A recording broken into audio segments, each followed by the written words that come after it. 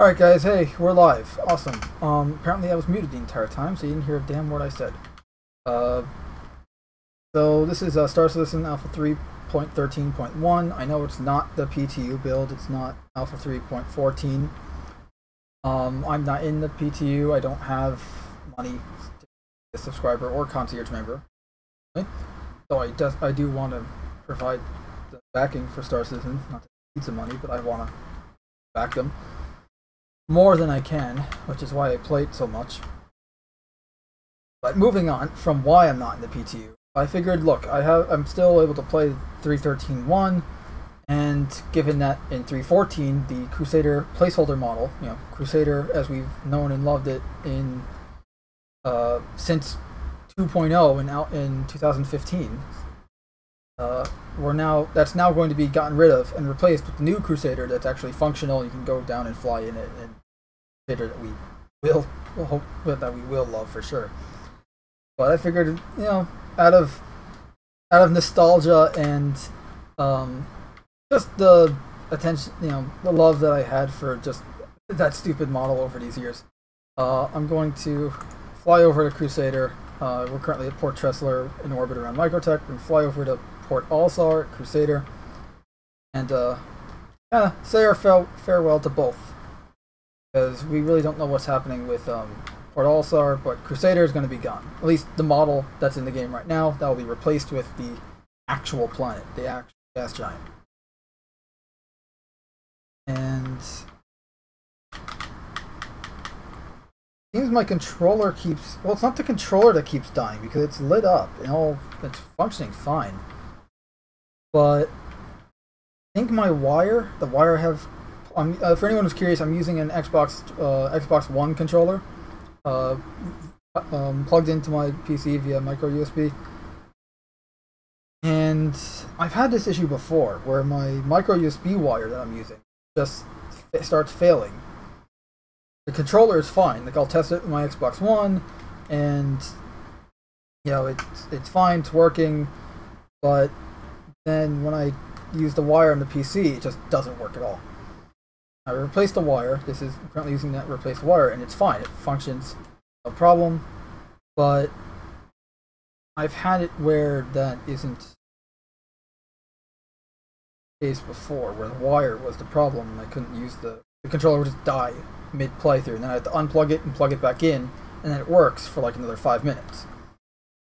I was experiencing that recently with Batman, playing some Batman Arkham City. Problem. Seems I'm having that problem here again. So this is a major problem for me, at least, because it means that I won't be able to play any games, because my keyboard, for those of you who have been long-time viewers, you will know that my keyboard has been slowly dying one key at a time. It started out with just spacebar and the 9 key. I then lost 0 on the numpad. I have since then lost the use of A, S, F, J, comma, period, left alt, and a few others. Delete, page down, home. Bottom line is, my keyboard is slowly up. That's the alarm I had for the stream. Hold on. I got it. There we go. So bottom line is, my keyboard is slowly dying. One key at a fucking time. At the moment, I cannot play games with that keyboard anymore. I can barely use it to type.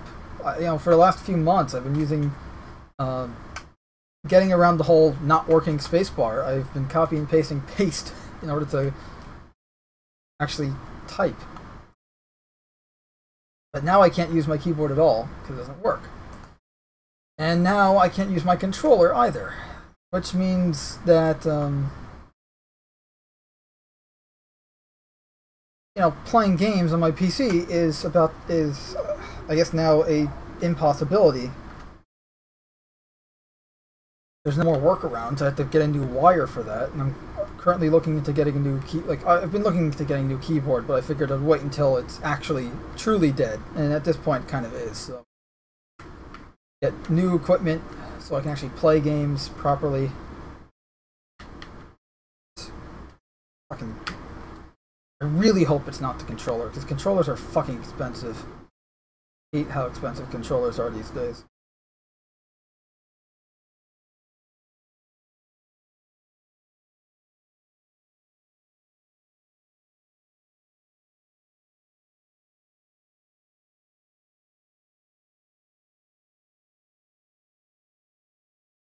Why am I being attacked?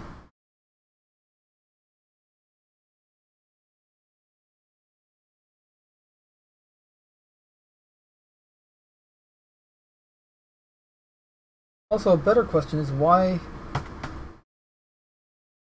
am I not able to quantum jump? Drive won't even fucking... There we go.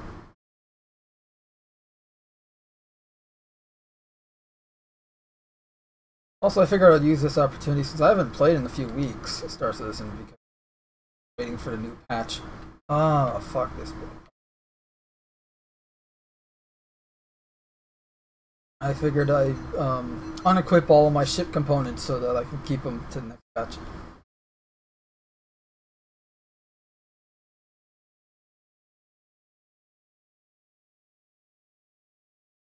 Alright. I don't think you guys are hearing any in-game audio right now because that's... Oh. There, problem solved. Technical difficulties galore today. I apologize for that.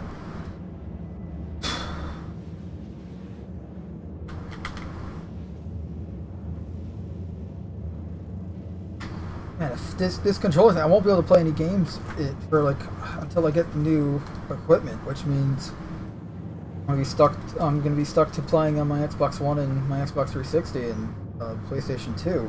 Which isn't necessarily a bad thing, just means I won't be able to do any live streams or record any footage. Which will suck. Dramatically.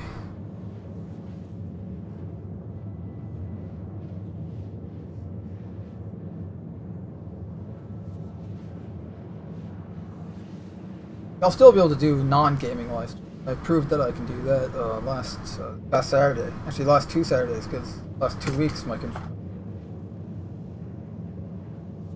Okay, and if you don't believe me, let's type enter here. Right, got the in-game chat right there. I am rapidly pressing the spacebar right now, loudly enough that you should be able to hear it, and you see nothing. A, S sometimes works. It depends. If I hold it down, there we go. I get 2 S's. Backspace thankfully works. So I've got D still works. F, nope. Which means for Star Citizen I'm totally fucked there. Pardon my French.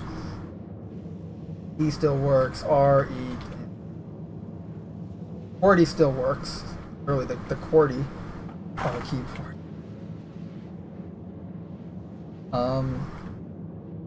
Arrow keys still work, which is good. Numpad 0, numpad 1, 2... Oh, 3 doesn't work either. Well, that's new. 4, 5, 6, 7, 9. Okay, so that works. Regular 9 on the keyboard doesn't work, but 0 there does, and 3 there does. Wow. Yeah, my keyboard's totally working anymore.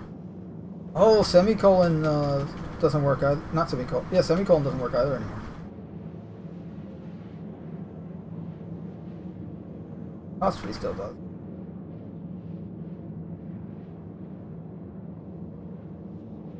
Oh, good to know my keyboard doesn't work.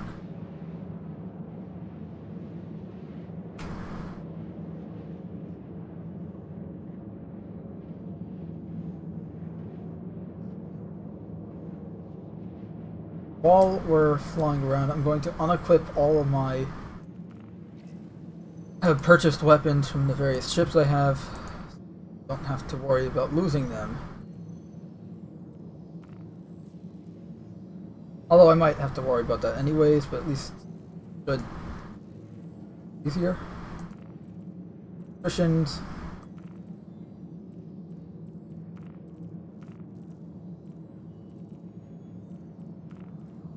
Why didn't that?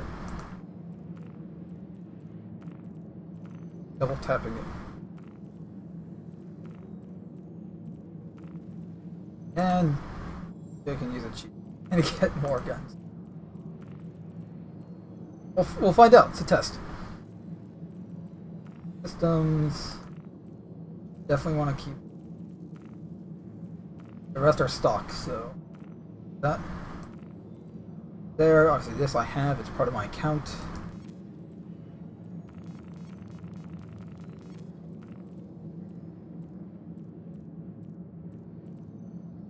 How do I have an Archimedes? Oh, Free Fly. Right, I rented. During the Free Fly a few months back. For some reason I still have it. No, I upgraded things here.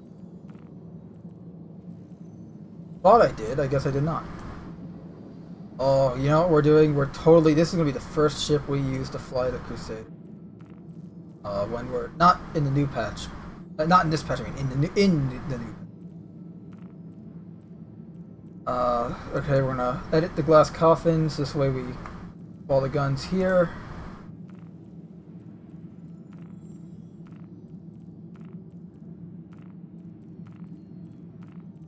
I didn't buy any of these guns, but I still want to keep them anyways. It's all stock equipment, paint.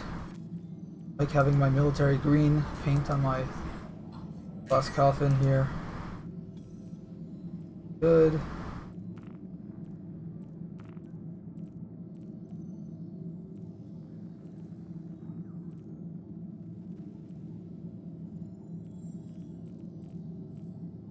Trying to remember what else did I edit. Oh, the arrow. Yep, so we got attrition here. I want to keep that attrition. Distortion ray. Obviously, weapons are going to be completely different in 3.14. The way it works now is you have capacitors, which is essentially, you know, in layman's terms, it's essentially energy weapon ammo. You have a capacitor that has to recharge after every shot. Essentially, when you're not shooting, it recharges, and that way you have more ammo, but until it recharges, and my controller died again, until it recharges, you have no ammo. In your discharged, you have battery power to fire your weapons. Essentially, this way you're not just spraying and praying anymore. You actually aim and take your time and line up the shot. This way, it makes it more skill-based. I love the system and concept. I hear it needs a hell of a lot more rebalancing, though. But I guess I'll find out soon, in weeks, when it's all implemented live. In the 3.14 live build, that, according to Chris Roberts, the head honcho of Star Citizen, is slated to come out in mid-July, so that could be anything from this weekend to next weekend. So I figured if it's this weekend, I wanted to do a 3.13.1 live stream today. Wow, I'm just never going to be able to play again.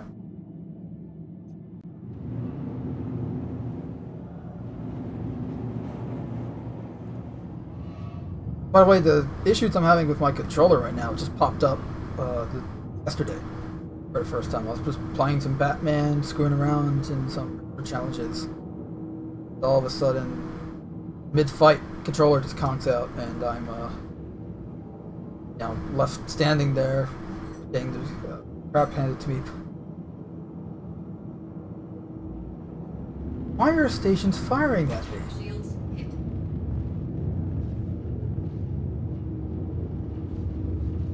Oh crap, I think I know why. I have a Pisces in my... I claimed a Pisces before taking off, I didn't realize, I think I had it, it was inside my, I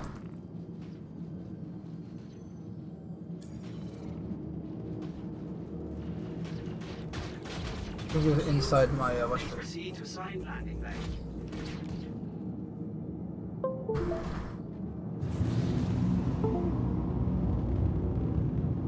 Using the keyboard, the keys that do work on my keyboard, which means no error, no backs, you know, I can't go backwards, so,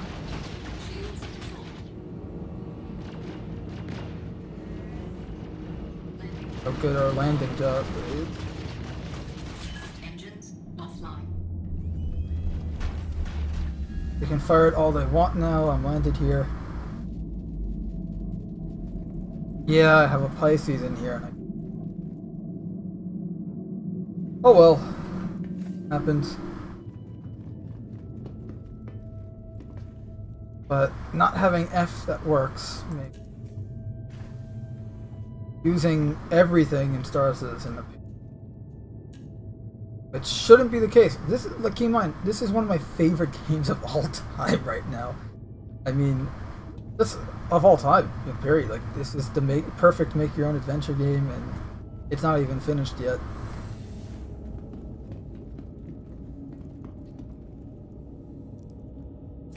Not having a functional keyboard or controller at the moment does make things a little difficult, but then again, it makes it difficult with anything.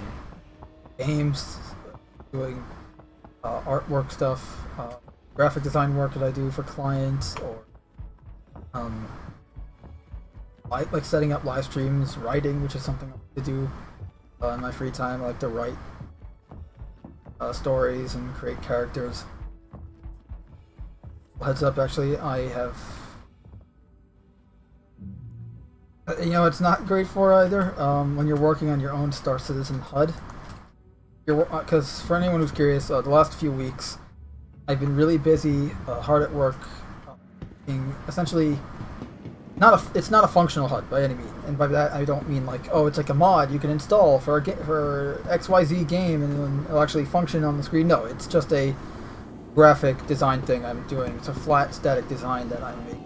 The point of it is a proof of concept of a HUD in Star Citizen that's uniformed, looks neat, kind of, you know, looks kind of sci-fi cool, but it's not obnoxious. It's not obstructive and obnoxious, like, you know, overcomplicated. Like, it's, let me put it this way, a bad example of a obstructive, a good example of an obstructive bad HUD is Halo 4. As much as I love the Halo 4 HUD because of how cool it looks, in practice it is a bad HUD design. It's way too busy and obstructive to your view of what's going, of just your peripheral view and everything.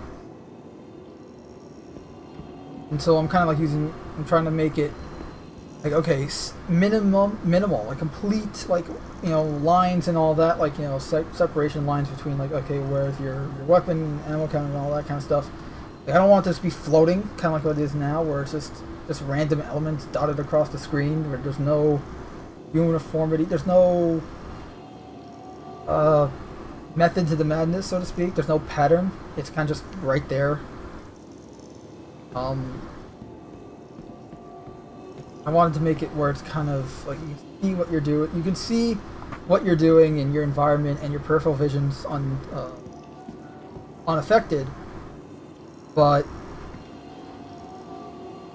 at the same time, you know, it has all the elements that you need, as well as having elements that, and I don't just mean like elements that you need that are already in game. I mean stuff that aren't in game as well that we should have, like a compass and directional markers and things like that nature. Certainly still a work in progress, but spent the last week designing it, then getting some feedback from my friends, all trying to figure out, like, okay, we need a good, you know, we all agree we need a good HUD. And the reason for this is I was bored, and this was something that. But there you have it. That's Crusader. Yeah, Crusader as we know and love it at the moment.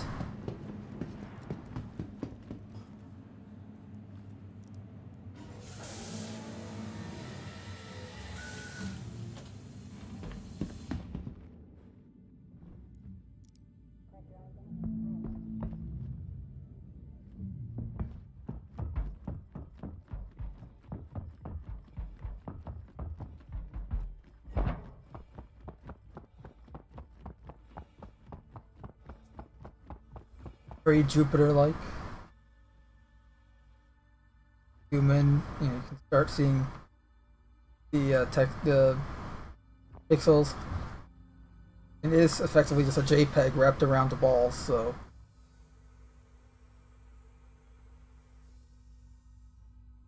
I mean, this is the Crusader that we've all known for the last 6 years.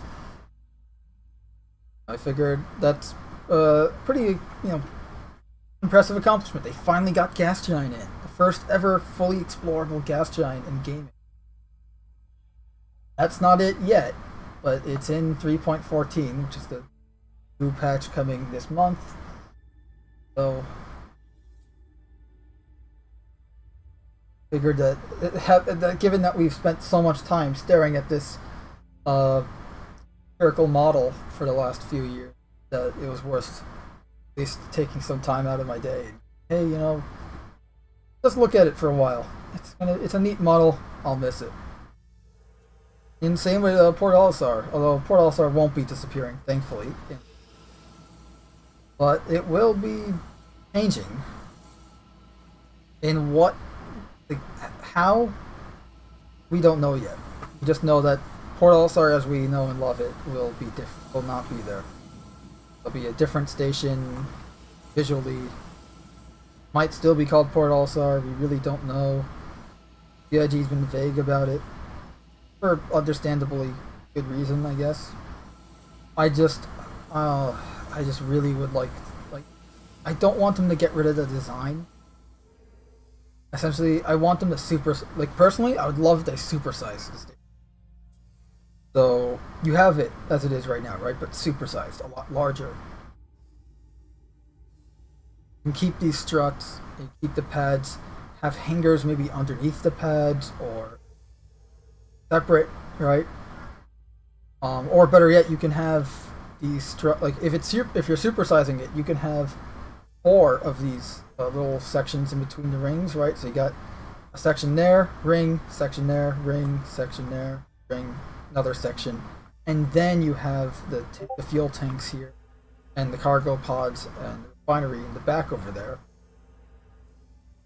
And each of these sections can be a strut instead, and then instead of these little strut sections here, you can have a series of pads, maybe mixed with some hangers, you know, the pattern and layout of which, you know. But the cool part of what I would like to see in a future version of Port Olisar is the rings. Say there's an elevator that goes from these 2 struts to the rings, and you can walk along the rings. And there'd be windows, you know, like open, clear windows that people can see in and out of as you're walking around the ring on the inside. You can see ships and you're moving. That would just be so cool. You know, and be really awesome to see that, you know? Take advantage of it being supersized. You can kind of restaurants around the ring. You can even have like a ring themed restaurant or something like that. Like this very romantic type, at least the theme, the tone of the restaurant's like this very, you know, romantic type, a fancy restaurant, you know, that's along the ring here, go to, or a bar on one of the rings, something along those lines. Because I don't want, like, yeah, this obviously isn't a dated design. It was made with the older tech, you know, it needs to be replaced. I understand that, but don't entirely get rid of it. Just maybe update it in the way where, yeah, like you can redesign it, you know, as I said, like where you supersize it, make it, you know, take advantage of it being supersized, as well as, you know, the design that you have, at least in terms of the physical external design that you have. Just add an interior to it that matches the exterior. And don't waste any space. Like, you got these rings, make interior for each of the rings that people can walk around in. You know, have like a little fancy restaurant or a bar or something. Maybe like the middle ring could have like little habs, and the third ring, that last ring over there, can be a bar, and the first ring's a fancy restaurant that has like a theater as well, stuff like that as it rotates. I don't know. I'm just coming up with some of these ideas off the top of my head.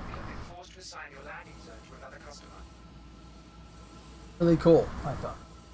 You have these red dots, I imagine those were like little windows that people... Yeah, like a bigger window. I've obviously keep the portals.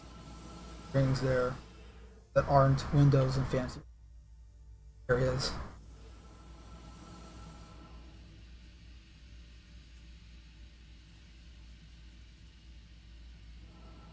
Warning, you are blocking an active flight bay.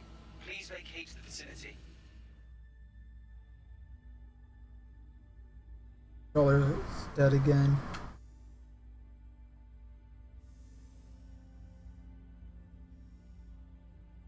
What do you guys think of my idea though? For supersize it, make it. Hell, you don't even have to have the floor struts to do two. I don't know, but like essentially this but bigger, and take advantage of the larger size by having interiors on the rings area here. Romantic restaurant one ring, abs another, bar in the last one. Got obviously the pads and hangers. You have more pads, obviously more hangers. Maybe specific docking sections. You can have fuel tank and refinery at the front here. Maybe in the back is the cargo section.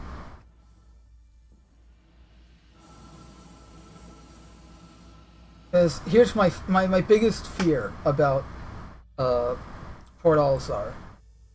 My biggest fear is that they'll just replace it with an R&R station. Like just one of the same, the regular stations that you have dotted around the system, like Port Tressler or Everest Harbor, like all the other orbital platforms game. I don't want another Port Tressler or another Everest Harbor. The R&R stations, the Lagrange Point station. I don't want just another one. They're all the same. Yeah, they have different layouts, but they're all the same. They're all they don't have, I guess, the same personality that Port Olisar has.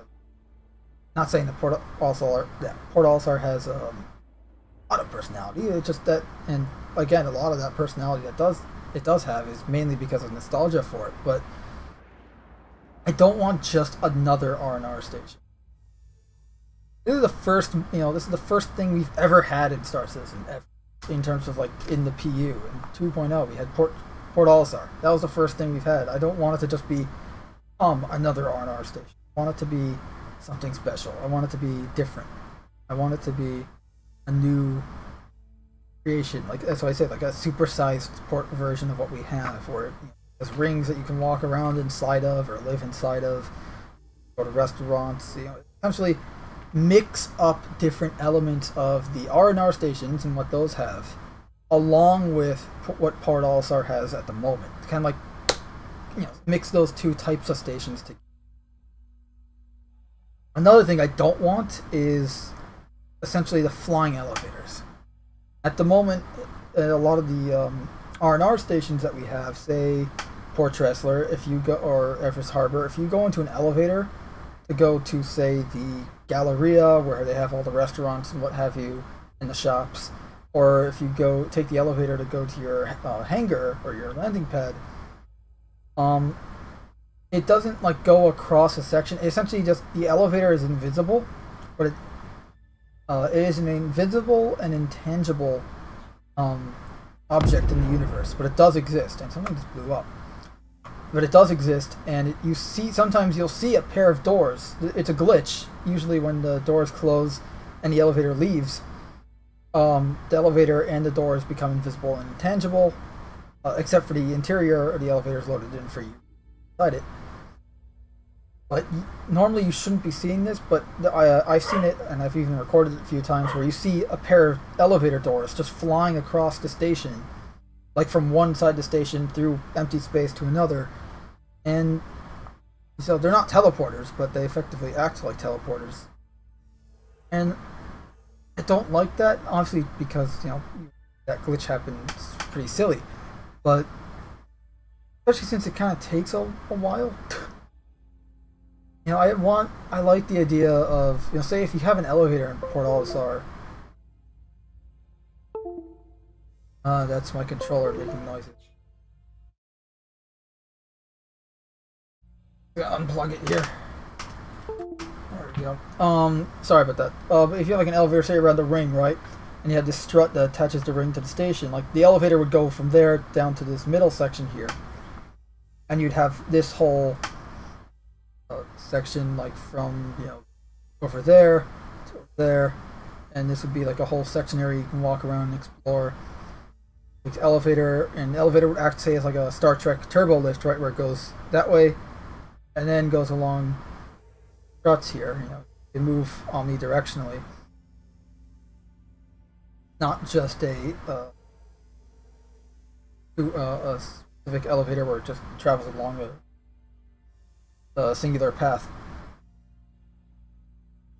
But you know, that's just my ideas.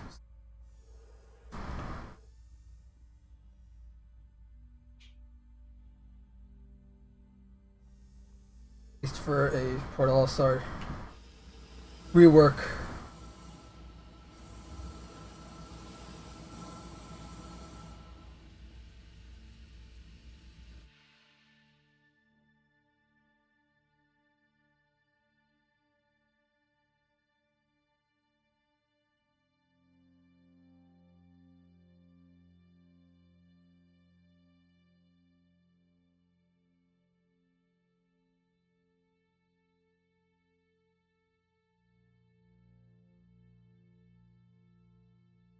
Out a bit. Okay. Get some cool screenshots here. Thinking I'll probably do a little short, like a little short video, no dialogue or anything in it. Just like a nice cinematic video of Crusader. Not gonna do this in the stream, obviously. It's like a separate little project I'll make, but a short little video, kind of doing like a love letter to Port Olisar and Crusader, as they are right now. Kind of like a farewell. Because look, I am going to miss this station. This, yeah, I'll miss it a little bit, but honestly, I just love the. Or rather, fly into the planet. It is a gas giant. There is no land. But I mean, Crusader is one of my favorite, lore-wise, is one of my favorite planets in Star Citizen. So it's nice to finally be able to actually we'll be able to go there and explore it and do a lot of crazy ass shenanigans. Because, you know, allow me to reassure you, there will be shenanigans.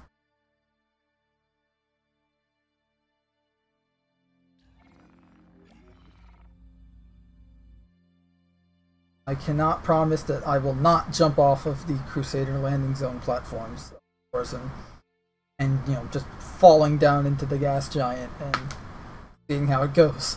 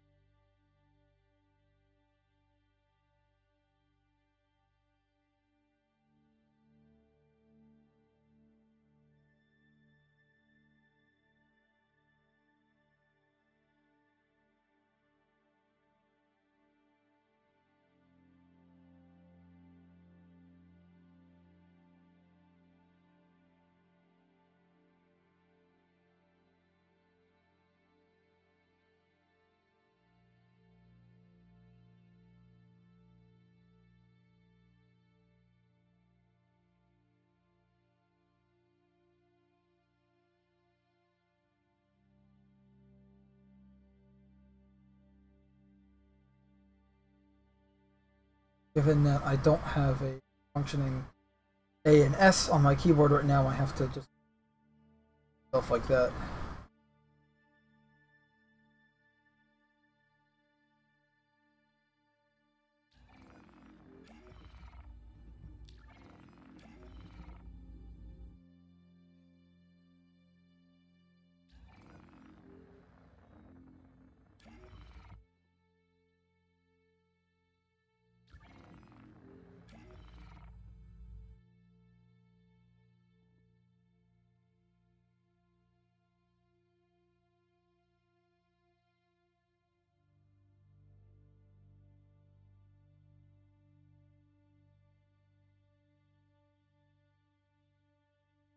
Well, I thought it was my mistake. I thought it was page up that worked and page down didn't.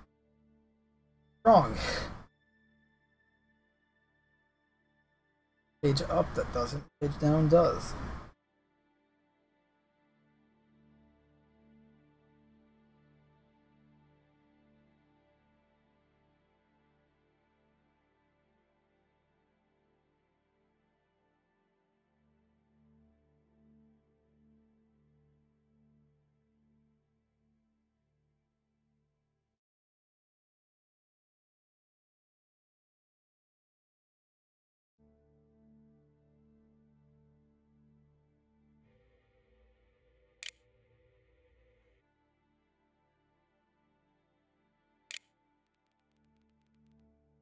Right.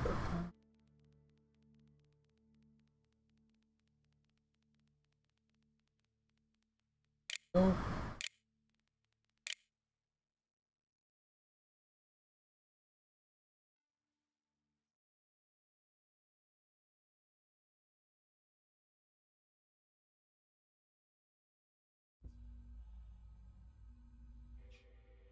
Had to use the on-screen keyboard to do that.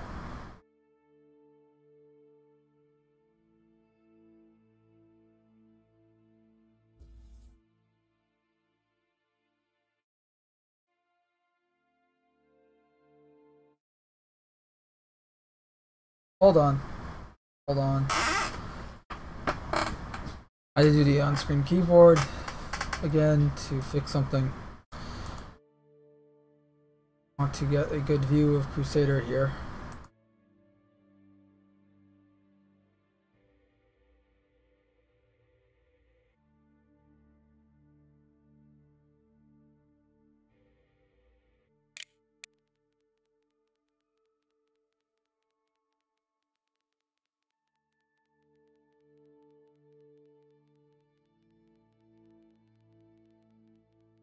You guys can hear me right, well, right?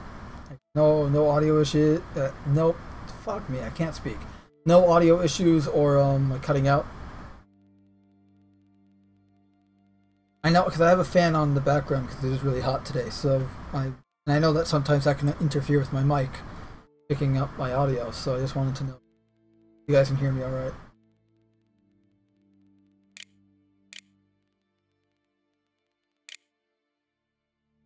Otherwise, I will fix that. So then I'm gonna assume everything's fine.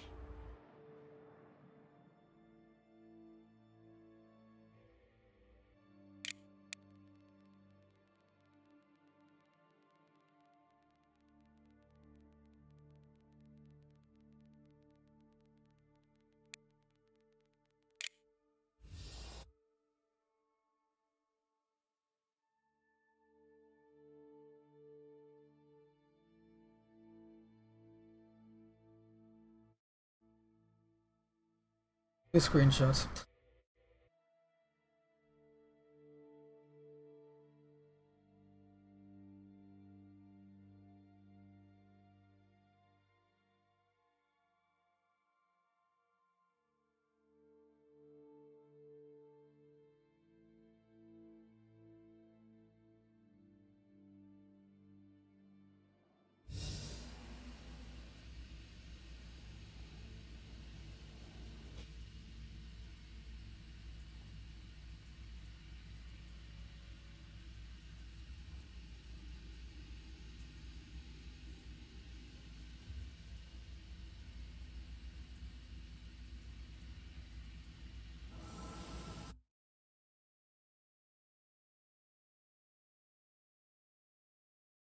Stop moving. All right, I want to get the entirety of the planet in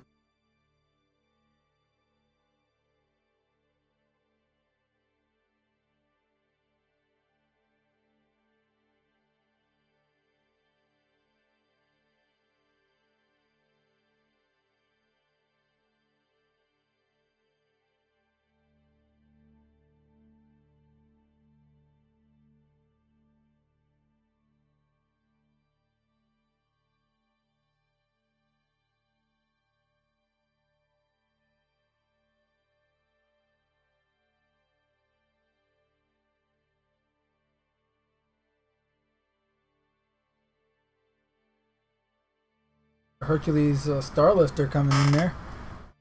Pretty cool. See it flying past the planet right there.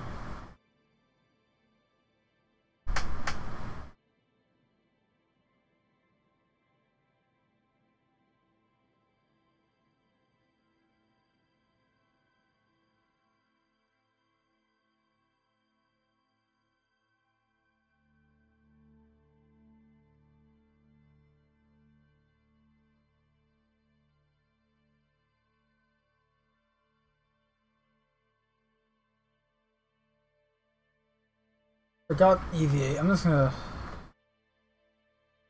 force respawn and I will get his ships this way the camera's not shaking. A lot easier too because I can maneuver a lot faster.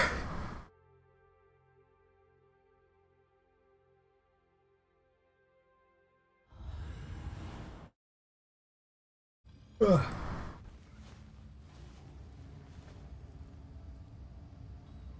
Pull her back in.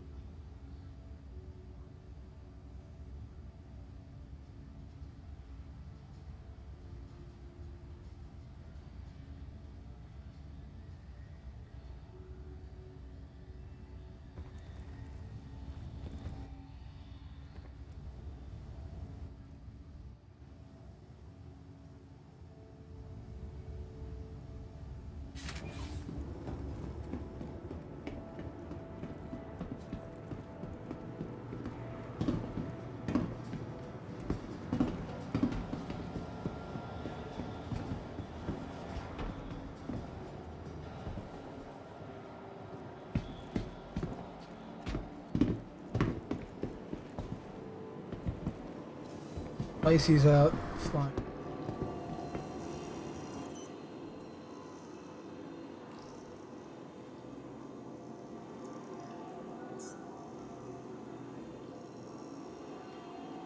I'll fly over to Planet later, drive around, claim the Carrack, and then weapons off of it. Prepared for next.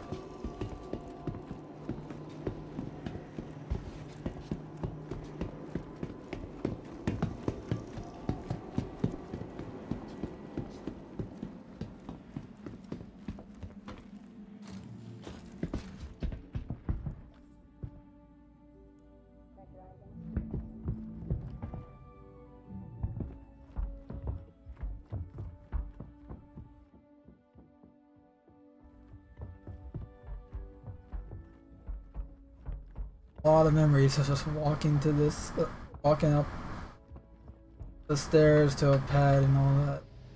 And Port Olisar itself has changed a significant amount since back in the day.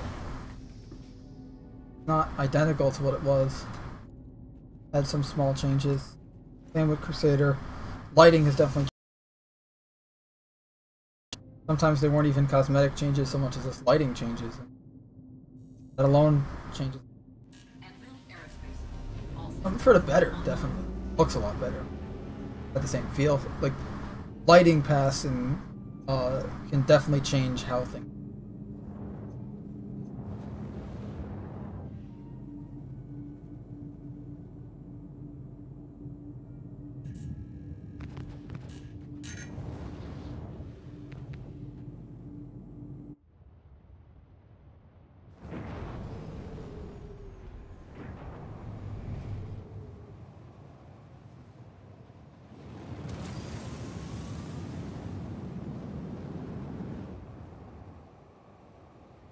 Having, say, the interior of a ship, you know, if the lighting's all red, it makes everything feel a hell of a lot different than it does if they're nice calming blue or white lights.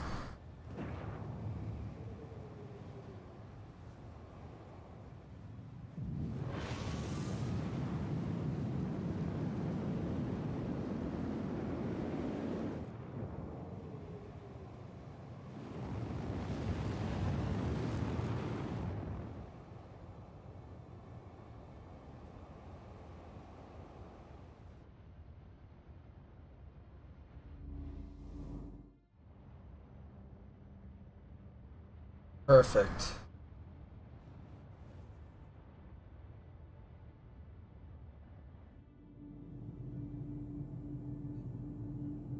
Uh-oh. Excuse me. Excuse me. Apologize for that. All of Olisar in that shit.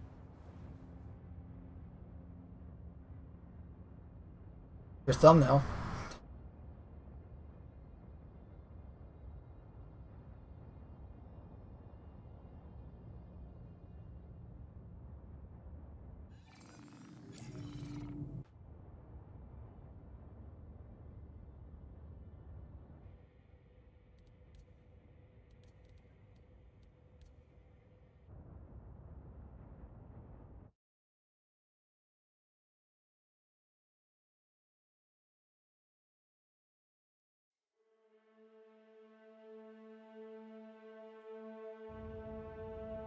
Get some old school Port Olisar music by Pedro Camacho there. Background.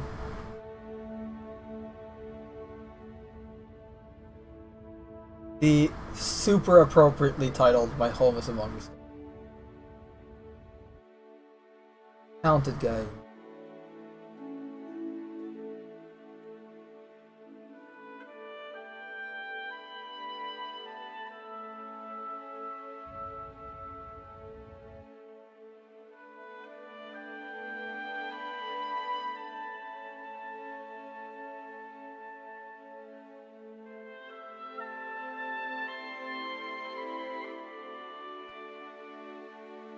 Definitely, you got the super appropriately titled "My Home Is Among the Stars" by Pedro Camacho. Talented guy, beautiful music.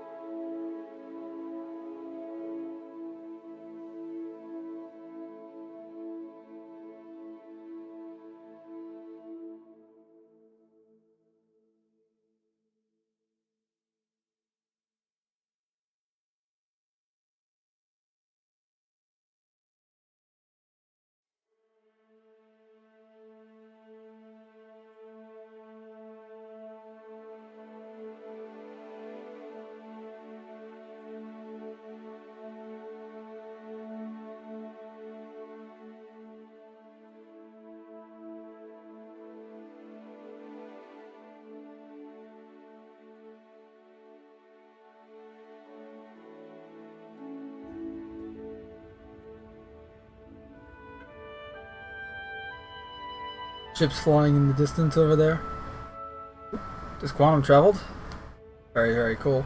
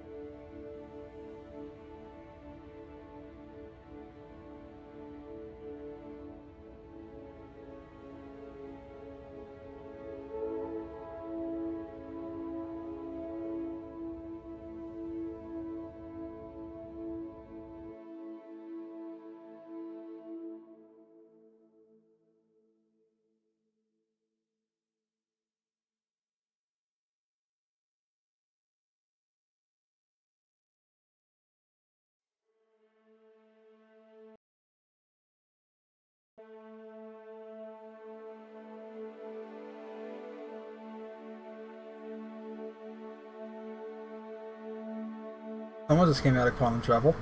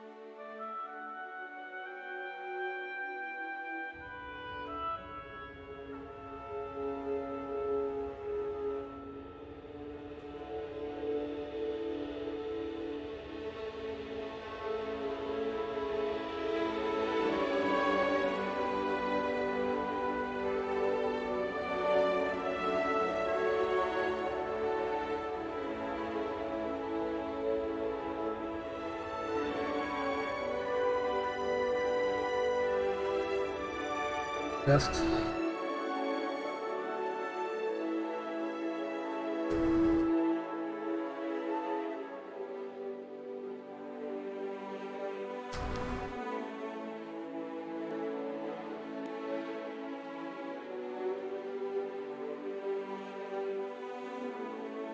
Are we moving? Looks like we might be.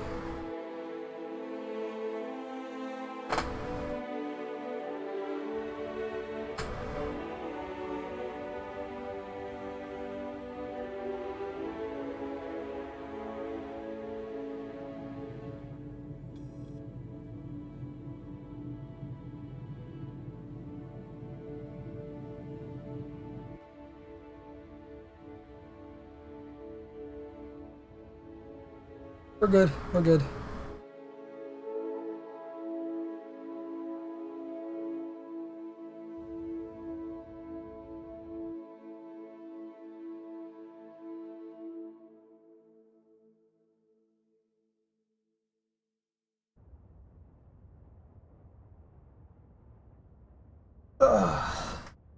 Well, I said my piece about Port Olisar. Now, Crusader, obviously, you know, we don't need to dream about how that's going to be. It's already in game. Well, in the PTU, public test universe, where they test the game before everyone tests it. Essentially, make sure it's bug free enough to be tested by all backers and not just the concierge and subscribers. We also got some new subscriber flair this month, in the form of 100 eye skins, I think. Double check that. Talking out of my ass.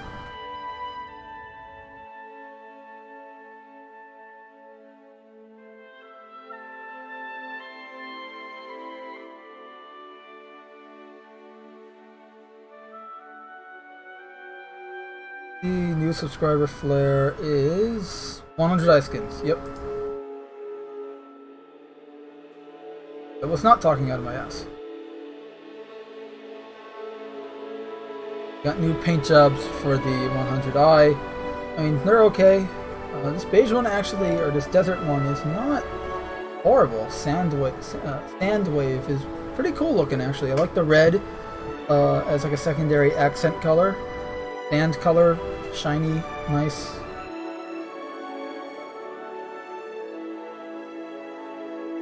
But that in terms of like, yeah, it looks good. I'm just saying, like, as a subscriber flare, $10 a month for that. Yeah.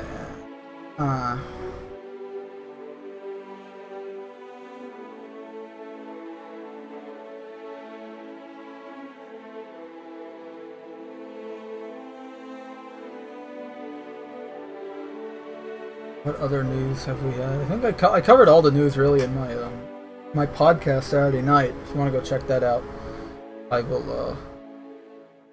Want to go check that out? If you're watching this on the rerun on YouTube and you want to check out that podcast, it should be up on the top right corner of the screen right there.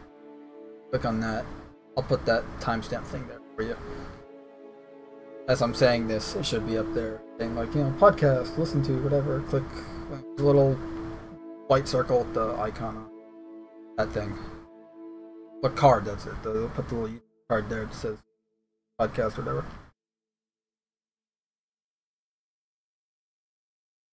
So check that out, watch it. Essentially spend 4 hours just talking about how much we love Star Citizen.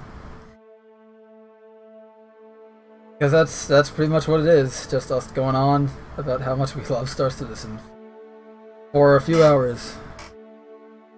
It's no, we talk about the news and then we share our thoughts, then we start theorizing and sharing our opinions on a lot of things, and then start talking about how awesome Star Citizen's universe is.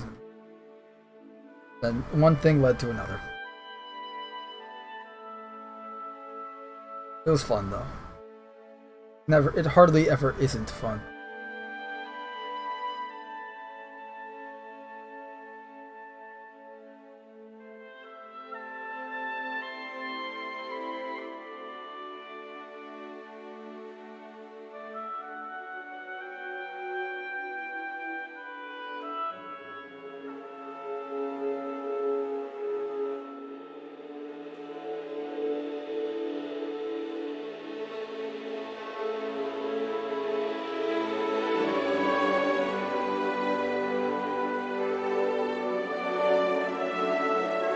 I don't think I really heard this tune in a while. I mean, it still plays when you're at Olisar, but I usually have the music muted because I'm listening to my own music. Usually my own, like, I got a playlist of Star Citizen tracks that I have. But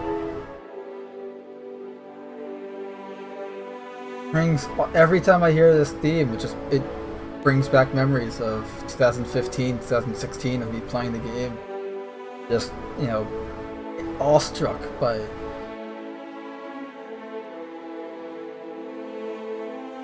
Especially by this game.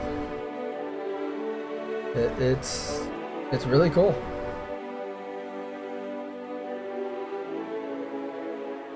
Also, just a heads up. I know I was MIA for 2 weeks now.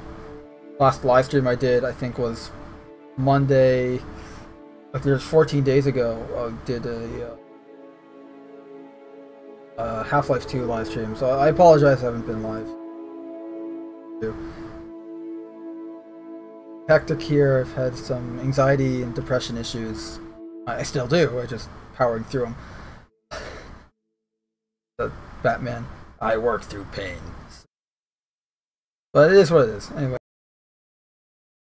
I should apologize for saying I'm going to do bi-weekly live streams and then 2 weeks of silence. So you guys deserve an apology. It's not so much I figured I'd let you know. You guys deserve an apology.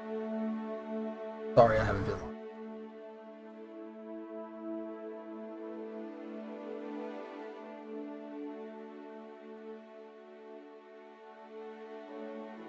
A lot of Elite Dangerous players have been getting Star Citizen, like, crazy. In my recommended, I don't watch a lot of Elite Dangerous videos. I'll watch one maybe once a month, just kind of see what's going on with that game, because I was into it before Star Citizen, like 2015. You know, I played it a bit and I was expecting like a Star Citizen type thing, but was disappointed that it's only ships. But I wasn't like hugely disappointed, like, oh, it's only ships, alright, I'm done. Like, no, I'm like, okay, it's only ships, but let's see how fun this is. Like, you know, like, I was giving it a shot, like, okay, I can still explore a whole universe and, you know, do all sorts of stuff, but not, like, I wasn't a fan of their monetization practices and how they were going about the game. Like, okay, I had the game, but then you're charging me again for the full game? I thought I just paid for the full game, and then it's like, that type of stuff. You know, Cam and I have gone through it already on hours on the podcast that I mentioned before, so we talked about it Saturday night. And we both came from there and went to Star Citizen and not looked back. Like I said, like maybe once a month I'll check in and see what Elite Dangerous is doing, you know, like with the Odyssey update and all that, and now I'm just seeing like Elite Dangerous players, including like hardcore guys, you know, like guild leaders and whatnot, just moving over to Star Citizen. Like, how did I miss this type stuff? Or to quote one, you know, like just they're blown away, and it's great to see because I'm watching their reaction, like some of these guys' reactions, you know, experiencing this game. And when I say watching the reactions, I'm not huge on watching reaction stuff. Like, I don't do it, period. But I was watching their reactions because I wanted to see what, you know, okay, Elite Dangerous guys that are all about flight models and this and that. I want to see what they think of Star Citizen space combat and flight models.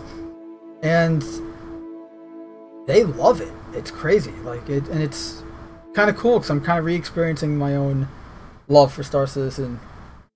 Not that it went away or anything, just it's kind of just reaffirming it through these guys, and it's kind of cool. Like, just seeing them experience it for the first time kind of makes you remember back to when you experienced it for the first time. And I'm sure you guys, like, maybe you guys don't have that specific, exact same experience of, you know, Star Citizen. You're experiencing it for the first time, you know, through someone else type thing. Like, I've had that. This is not the first time I'm re-experiencing Star Citizen for the first time through someone else. You know, when I'm helping new players a lot, I get that. But my point is how it's really cool to, you know, kind of, it lets you take a step back and realize, oh wow, this game is like incredible compared to just what it used to be, let alone compared to other games. And I'm sure you, people, you know, whoever's watching, you've had that, you know, you guys had experience, and guys and gals have had that type of experience with something in your life. It's a nice one. It's a heartwarming one. It's something that doesn't happen a lot today. Nice, refreshing, positive element of life that we all need more of, I think.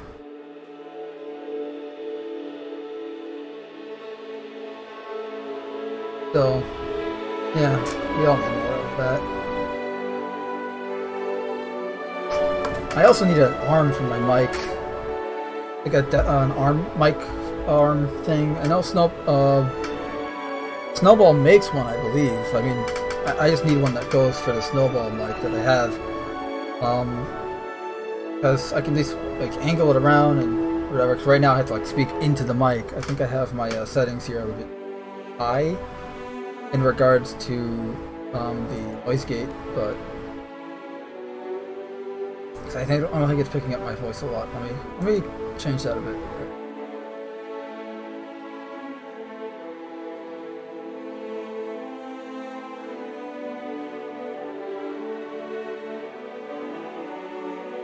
Any better now?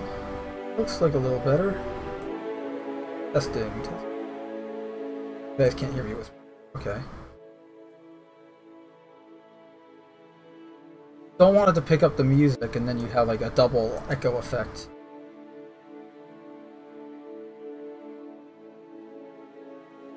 Seems to be fine now. Have it at negative 26. No, negative 24 decibels now. Like, I can go as low as negative 22. Let's find out. Better?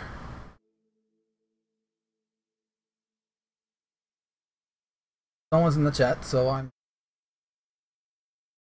Oh, okay, not better.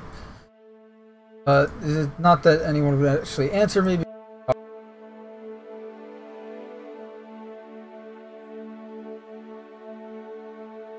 Testing.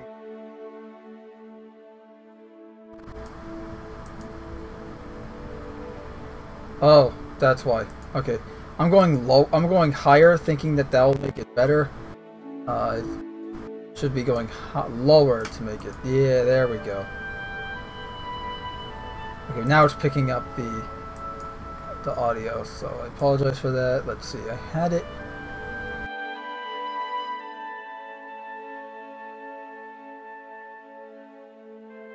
Negative 30. How's that?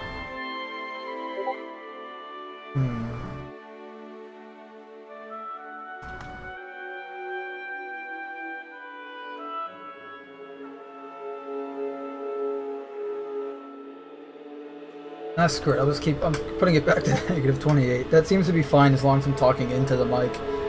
And given that I'm not actually playing right now due to having a malfunctioning controller wire, I should say, a malfunctioning controller wire, controller plug, and a completely busted keyboard.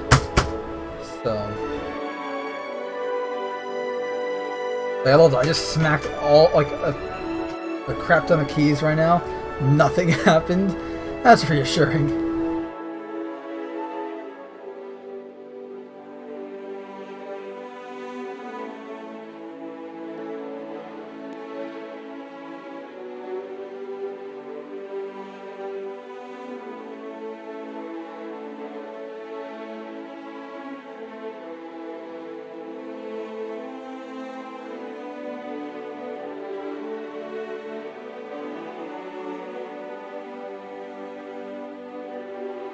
Ow. I'm at 279 subscribers on YouTube? How the fuck did that happen? Pardon my French, but ow.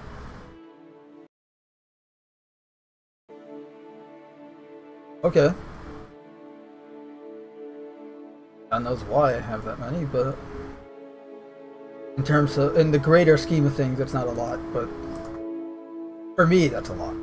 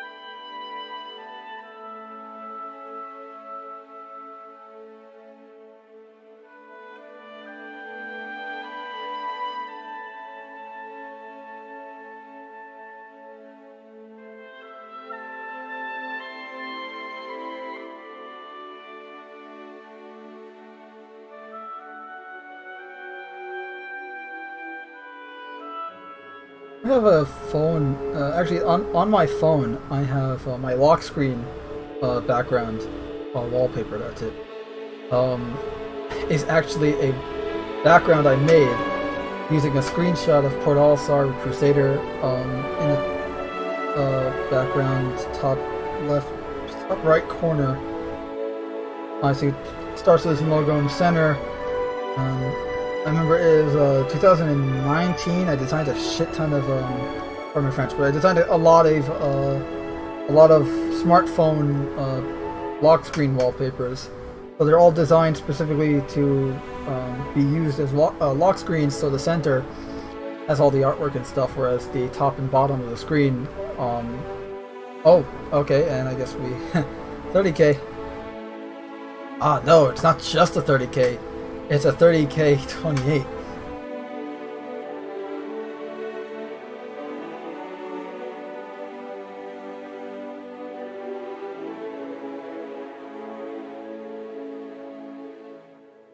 Oh, nice, and the game's going to crash too.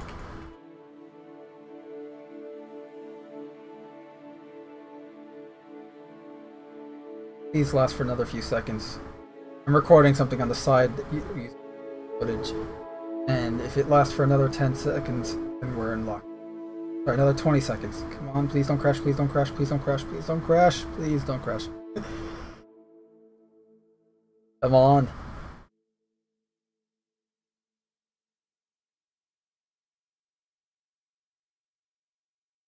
Yes.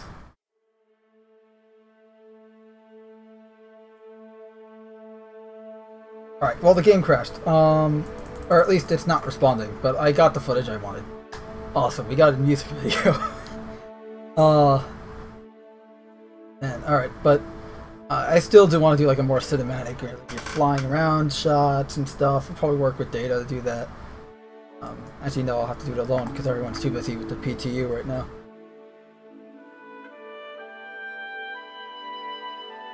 And there's the crash. 30,028 error. New one. Yeah, relaunch. Because I still need to fly to a moon and unequip my my Eric's guns and well, everything else pretty much. All that equipment.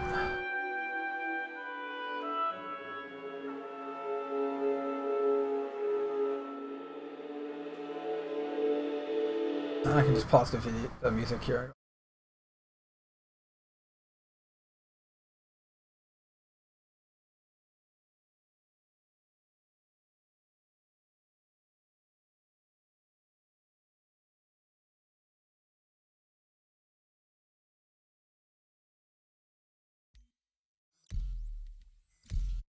Put into the verse.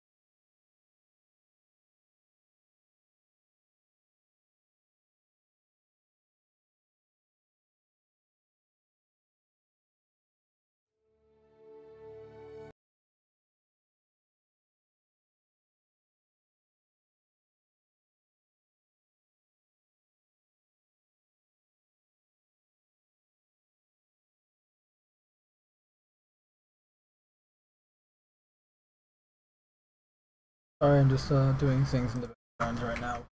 Loading. See the game that has loaded. I'm just sec and I get my ass out of bed.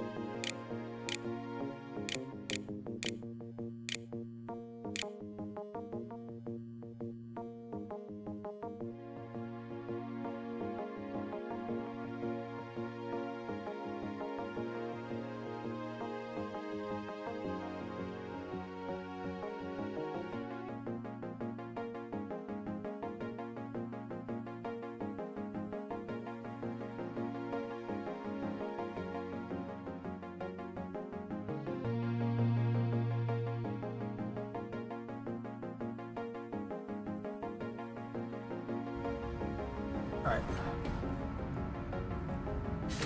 The controller's working. Oh, no, I'm not even going to mention it. How can I say something? It's going to break.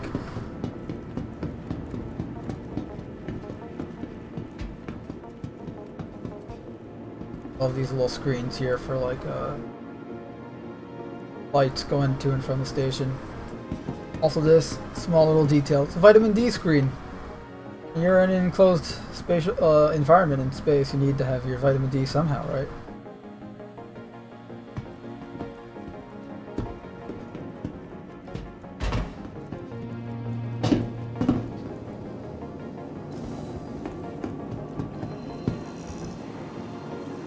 So we're just gonna go fly over to like a moon or something.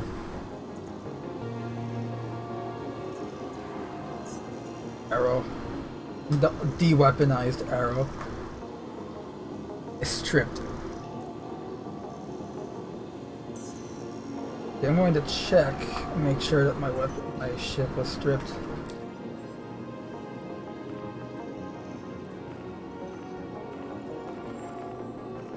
I want to keep all of that gear.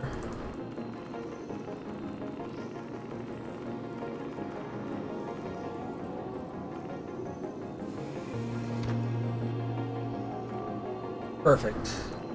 Do my cutlass as well. Cutlass I care more about because that had more expensive weapons. Shields. Okay, we're good. I don't bother checking the glass coffin. That one is cheap. Everything there was cheap. The whole point of the glass coffin is that it's cheap and yet effective. And for anyone curious, my glass coffin is what I call my Aurora. I named it the glass coffin a few years ago. My cutlass, still debating, like, I'm leaning towards naming it the Huey, but I don't really know what I'm going to name it yet. Eric already has a name. Uh-oh. Another crash, wow.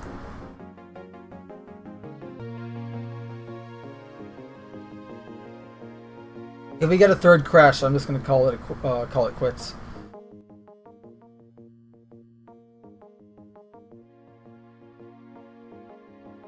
Because I don't feel like playing this type of game where I'm crashing all the time. Like, especially since really all I'm doing is kind of just giving you like saying a visual farewell to Crusader and welcoming in the new Crusader and all. Like, more. We kind of already just did that, you know. At this point, I'm kind of just doing like I want to just get in game, just so that I can essentially unequip my the gear I have on my ship, the components. And in order to do that, I need to claim it at a different location than Port Olisar, because that's where it's being stored. I need to claim it, and then I can do it, and then I'll probably just log off anyways over there.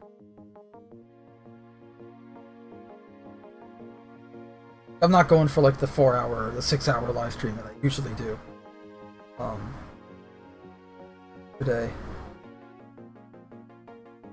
So, promised a friend I'd hang out with them tonight, so I figured I'll do my normal Monday my Mission Monday live streams I normally do, except without the mission part. No, that's not true. Our mission was to say farewell to Crusader.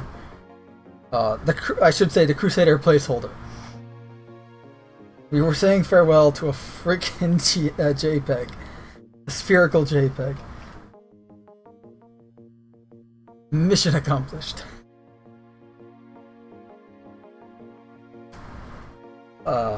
That's comical, but at the same time, like, look, that was that's all the Crusader we had for the last 6 years. 6 years! I've been part of this for going on 7 years now.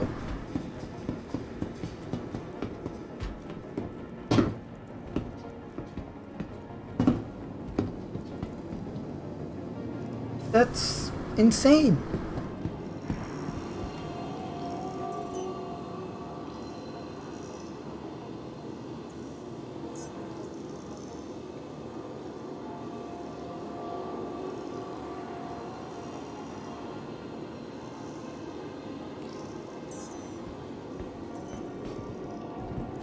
Oh, I did.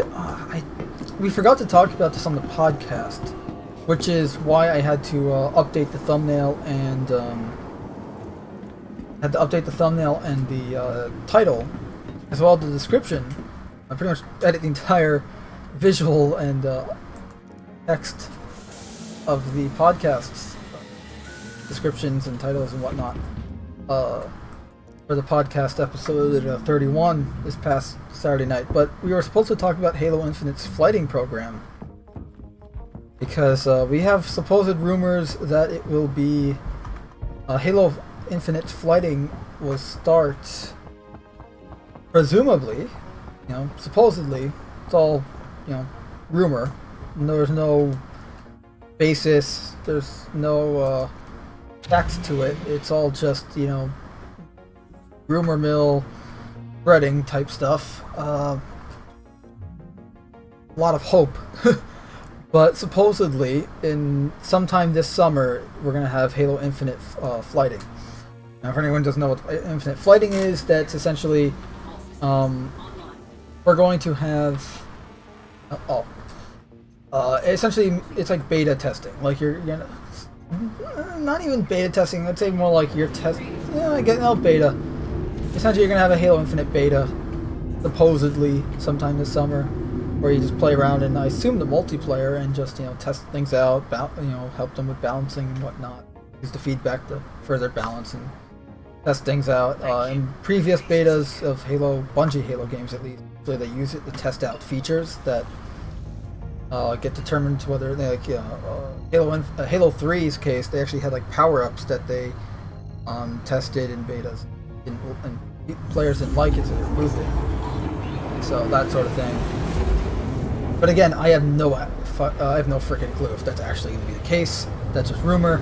Figured to let people know though, because for anyone that for some reason watches my videos, this way you know, hey, Halo Infinite might have flighting this summer. So if you're not part of the Halo Insider program, do that, I guess. Not gonna tell you to do anything. Well, I'm not holding a gun to your head. Do what you want. As long as you're not hurting others or yourself. No. Or, you know, like causing destruction, mayhem, or some nonsense.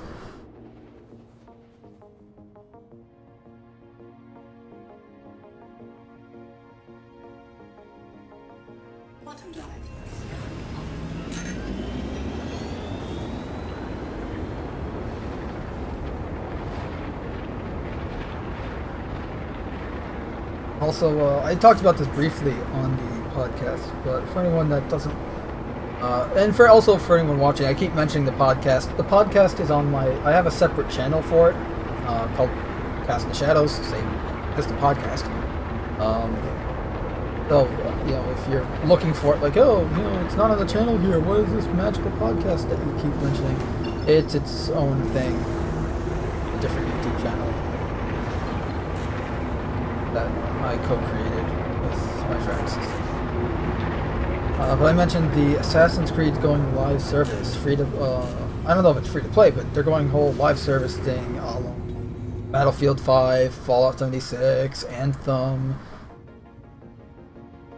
what's face, big one, Fortnite, you know, that type of stuff, Apex Legends. I'm just listing live services in general by your paid ones. Avengers, Square Enix's Avengers, Queen Avengers, what you call them.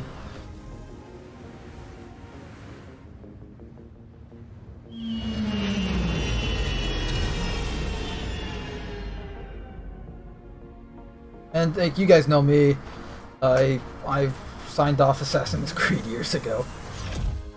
Unfortunately, like, it's not that like I never liked it. Like, I love Assassin's Creed. I was a die-hard fan of Assassin's Creed for. And by that I don't mean like, you know, like I exclusively played. No, I love that series. I love the universe, the characters, specifically like Ezio. Ezio was essentially when I got into Assassin's Creed, Ezio was the main guy. I got in around, I think, I started playing around like when Brotherhood came out, so that was my first Assassin's Creed game that I played, and I love this character. He's so cool. I just loved the Hidden Blade, the gimmick of it, and everything. Just, it was a fun universe and a good story. Modern day stuff, obviously, you know, it's controversial, has a lot of problems. To me, I never hated the modern day stuff like others did. I always found it to be a, if anything, I found it to be a missed opportunity. Because you could have had like effectively 2 games in one, you know, where you have like a modern day story that has the same level of fidelity and features that the Animus story does. You know, where like you're same game, essentially the same type of gameplay where you're running around, doing parkour, combat, and all sorts of things. And you have that along with the Animus sections, and you didn't really have to change much. And it could, you know, it was just right there in front of you. You could have done it, and they didn't. But it's not like they didn't deliver. You know, they still made a good product. I'm just saying it could have been a hell of a lot better regarding the modern day stuff. Anyway, what I was getting to is that after Black Flag, I got Unity. I got Unity from my Xbox One, which was fine. It was, I mean, nothing, like, I didn't hate it as much as others did because I didn't experience a lot of bugs as others did. At most, I had like 5 bugs throughout my entire playthrough of the story. My problem with it was the story. The story and the gameplay. That was the problem I had with Unity.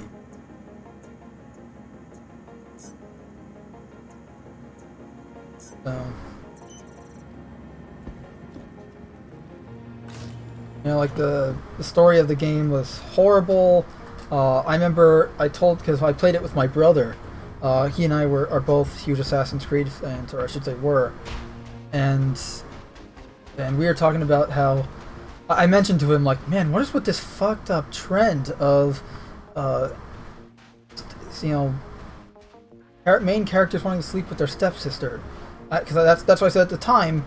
Because at the time of Assassin's Creed Unity in 2014, we also had the Flash TV show that debuted in 2014, where Barry Allen is in love with his stepsister, Iris West, even though in the comics, when you meet Barry Allen in the comics, honestly, I think he was 1960, but I cannot remember if he was dating. I know he was dating her, but I can't remember if they were engaged or not. My point is, you meet him as an adult already, you know, involved with Iris prior to him getting powers. But like here, obviously they wanted to do something different. That's fine. I'm just saying, why does it have to be that? Like, that's just gross. And it's like, and it was a trend I noticed in a lot of 2014 media. And nowadays, obviously, it's like the whole joke, you know, like, what are you doing, you know, like all that type of joke stuff, and that's fine. It just doesn't change that it's super fucked up. Saying that as it is. I apologize for the harsh language, for swearing. I'm trying to cut down on that myself, actually. But I'm just saying, like, it is just messed up. So.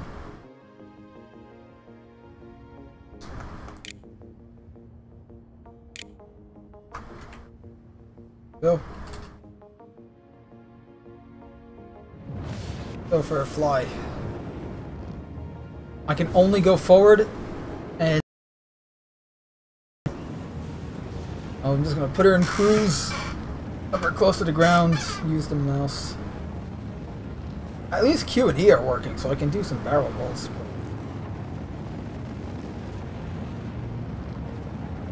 Anyway, yeah, so I was saying that the game sucked. Like, here's the thing.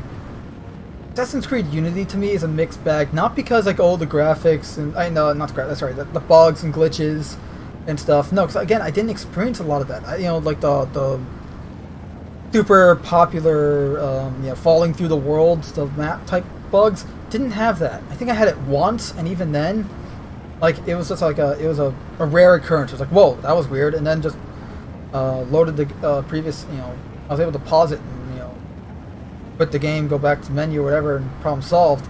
It wasn't a huge bug. Like, yeah, the game shouldn't ship that type of bug. I'm just saying that I didn't experience the level of bugginess and horrific nightmarish glitches that others did. Like the missing face bug never occurred in my playthrough. I've had other bugs, like, but mainly gameplay related ones, which was, like, again, I've only had like 5 bugs, and they were annoying when they occurred, and they were pretty, you know, somewhat extreme, you know, like falling through the floor. But they weren't as often nor as extreme as other people's, like the missing faces and stuff. I didn't have that, so it did definitely differentiate my experience with the game as it did with others. That being said, though, I hated the games like okay, they're trying to make it where you're not this cool badass, you know, where you can just counter every move, and that's fine. I actually liked that idea that they tried to counter it. I thought the implementation was bad, though. Like instead of countering, they made it a parry thing where you press a B or circle to parry with your sword, because they're going with a more fencing thing. And being a fencer myself, like, I do fencing. I did it in high school, started a club. You know, I love that idea, but I thought the execution was poor. It felt very, very basic at best. The new parkour system was very nice, very fluid. You know, it felt different, which I didn't like. Like, it felt different to previous games, but not necessarily different in a bad way, just it was different. But I did like the fluidity. I did like the bigger map size. It's just there wasn't a whole lot to do in the map, which was a problem. And this, keep in mind, like, Unity is kind of when, at least for me, as you know, Assassin's Creed Black Flag was for me when I started noticing the annoyance of open world stuff. But Black Flag had a lot to do. It was just like, it's not, at least to me, not as fun as, say, Revelations, where you have like a smaller map that's more cram-packed with stuff to do, versus Black Flag. Not to shit on Black Flag, you know, it's one of my favorite games in terms of the Assassin's Creed franchise. I love it. You know, I've replayed it dozens upon dozens of times. I actually, oh, it's funny, I got it for free on my Xbox One and PC through Uplay. So I now own it on every platform I have that can run the game. I have it on my, I bought it day one on my 360, like the morning the game released, I bought it. I got it on my Xbox One and PC for free, so now I have it on every platform that can run the game. And I've played it on every platform that can run the game, and it's I have a hell of a lot of fun with it. It's a good game, but with Unity, back to what I was saying about Unity, and why I kind of fell off the boat with Assassin's Creed. One of the things I really liked about Unity, like, was probably one of my favorite concepts in the game. It was not best executed, but it was a brilliant concept that I have been dying for in Assassin's Creed game, was that co-op gameplay. You know, playing with your friends. Personally, I would have loved it if it was like a split screen type thing, but I can understand, okay, no, they wanted to do it online, exclusively type co-op. Fine. I loved it. I had the times it worked, I had a hell of a lot of fun. And I wanted to see it I wanted to see it iterated on in the future, and further innovated and improved, with maybe even entire games exclusively, or maybe not exclusively, because then you can't play it at all, but like more focused on the co-op stuff. But then, you know, maybe put like a Halo 3 thing where you have co-op, and then but you can play the game alone. But when you play the main story, there is a co-op mode. You know, and you have the two characters, just you get to choose which one you play as or something if you're playing solo. Like, it would have been really cool. And because of the negative reception that Assassin's Creed Unity received, they just scrapped pretty much everything in that game, that with the exception of like the parkour and visuals, and really that's really it. I mean, because at least to me, because I have played Assassin's Creed Syndicate. I got it for only recently, like last year or two years ago. I got it for free on the Xbox One through just for free. I think my brother found a way to get it, and he got it, and so we played it together. And the only thing I have to say about that is it was boring. It was boring. It was boring, unfortunately. Like, not that I didn't hate like Eve and Jacob, I think. I don't even remember. Fry twins, I think, whatever. But the twin characters, I didn't hate them. It was boring. The story was boring. The gameplay was kind of boring. The only cool part about it was, hey, look, I'm in Victorian London in the 1860s. You know, I got my little Derringer. Look out. you know, it was kind of cool for like 10 minutes, and that was it.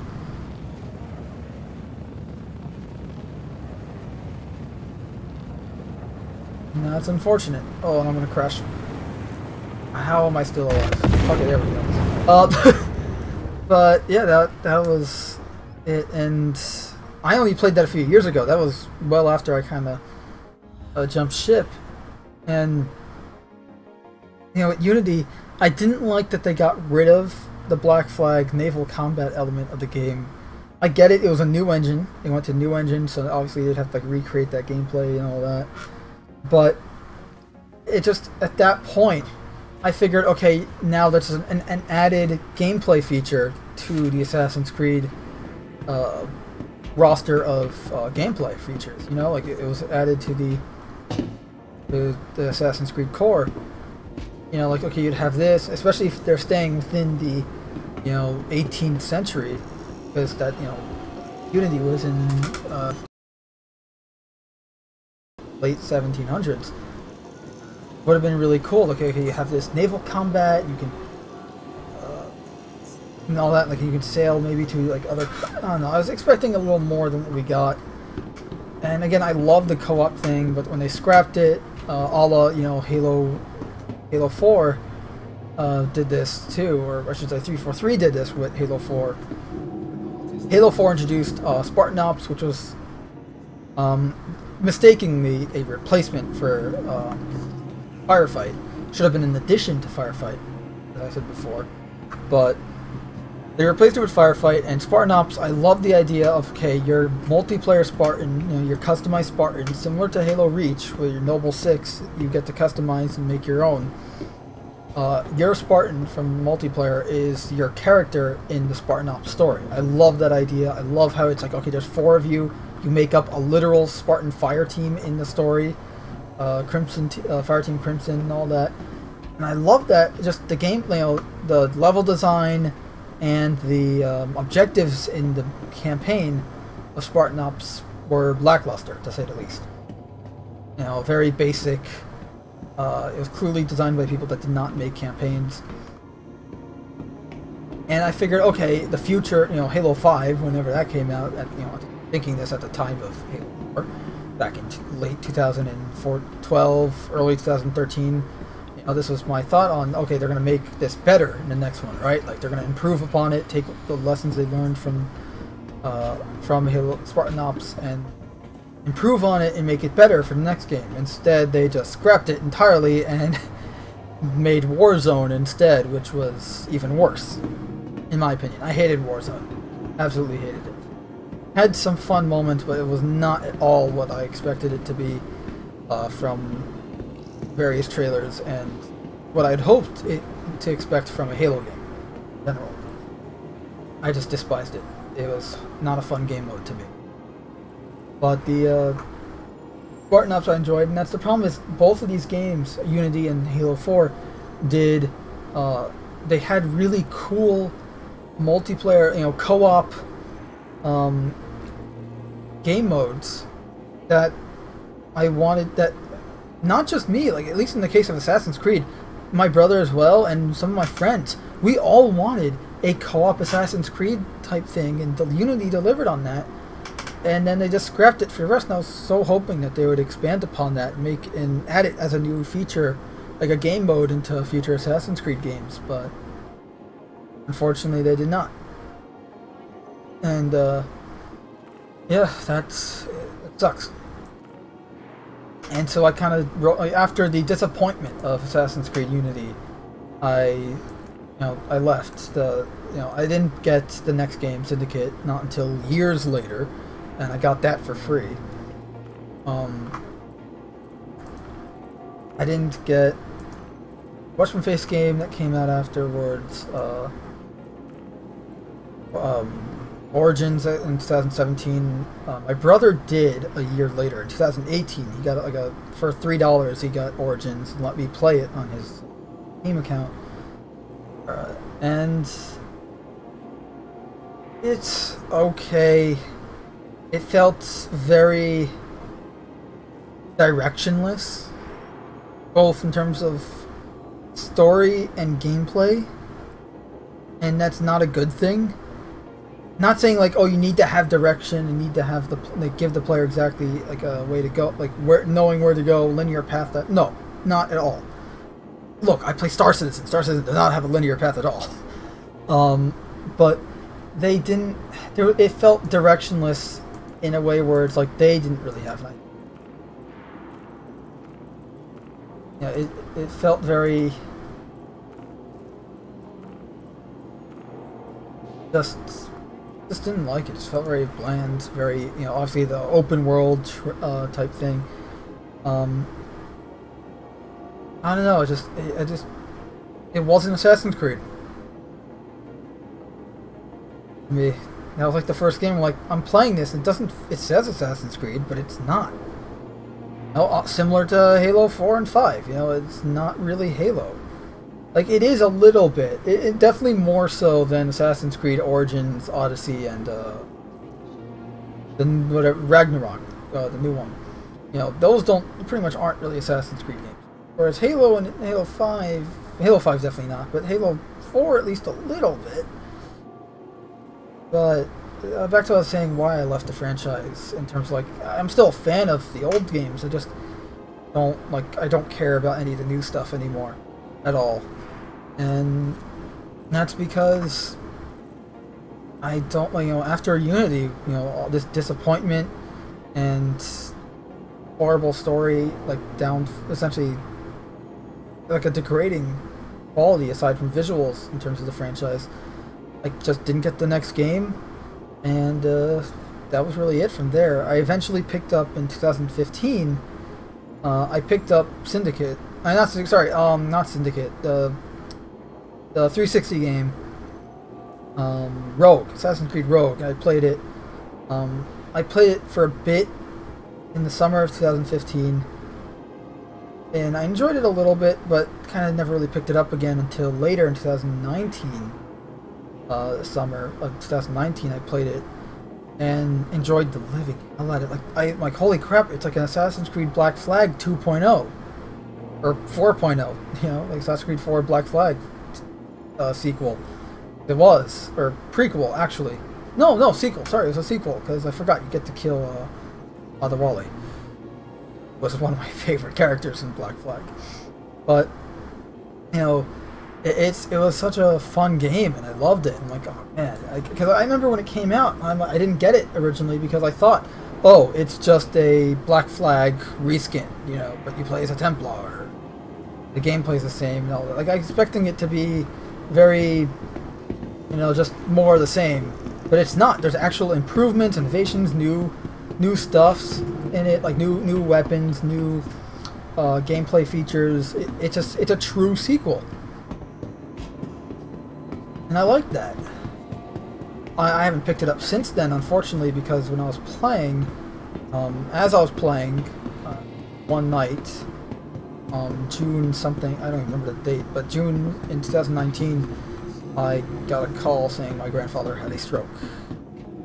I didn't know it was a stroke at the time. I just got a call that he was not unresponsive in an ambulance, and I feared the worst. I haven't had the courage to pick it up since then. Obviously, I know it's, you know, not like I pick up the game and all of a sudden it's like a voodoo doll. If I play it and kill people, it's gonna, you know, kill. It's fucked up and stupid. But, and that's not the case. I know that. I'm just saying, I mean, honestly, I probably should pick it up. Like, it is a fun game. I'm just saying I haven't since then. More so out of just, like, I've been way too busy with other stuff than anything. I don't even know why I brought up, like, that, you know, the fear of my grandfather. Like, he's doing fine now. But, sort of. He's in a wheelchair now, but, anyway, getting sidetracked. The Assassin's Creed franchise has been downhill ever since, like, ever since after Black Flag, I should say. According to recent reports that we've had with Ubisoft, whatever you want to call them, and their whatchamface, the sexual allegations that the various executives have been being accused of, I think rightfully so, it seems, in a lot of cases, you know, like accurately so, not just like people accusing them for attention, which does happen a lot. Apparently, Black Flag and Rogue were anomalies. Or just like, holy crap, these are two good games, when they were aiming for stuff more along the lines of Unity and Syndicate. Now Origins, Odyssey, and Ragnarok.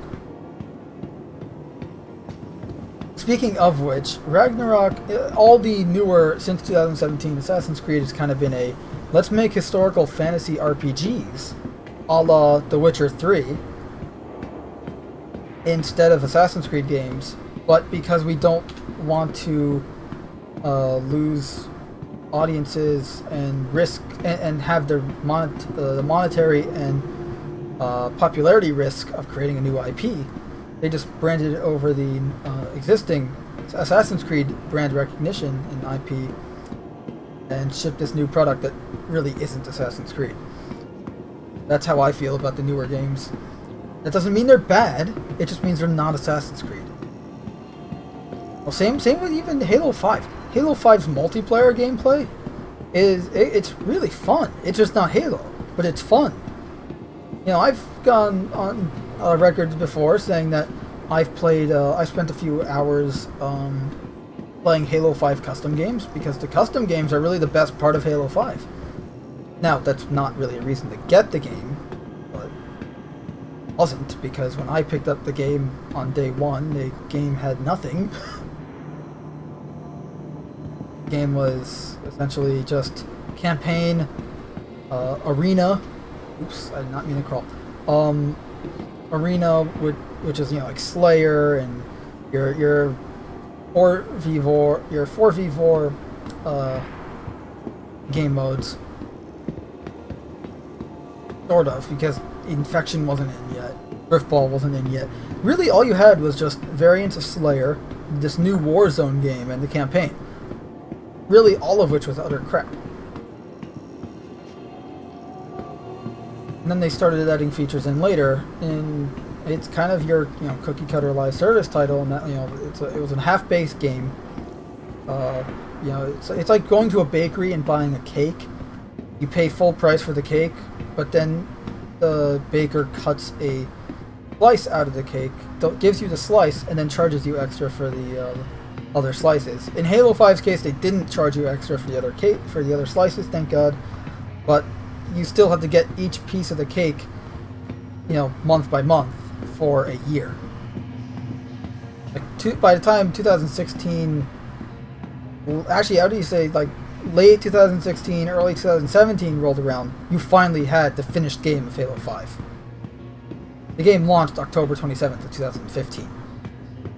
That is not okay for a $60 game.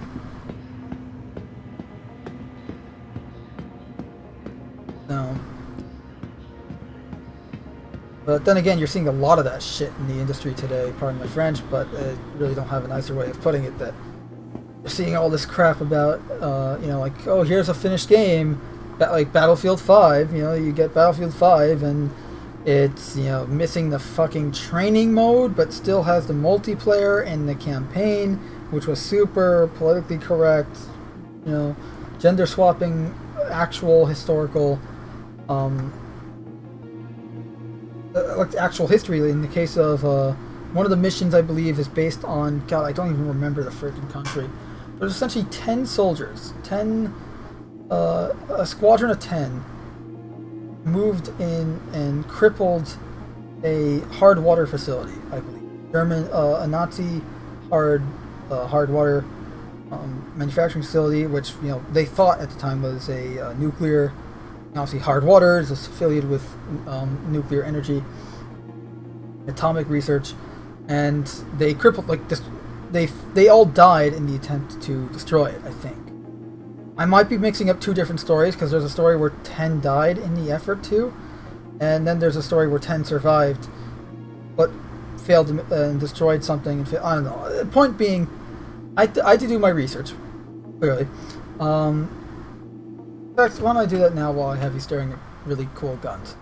But the point is, they replaced all the 10 guys, regardless of what the story was. There was 10 guys, and they replaced them with one female.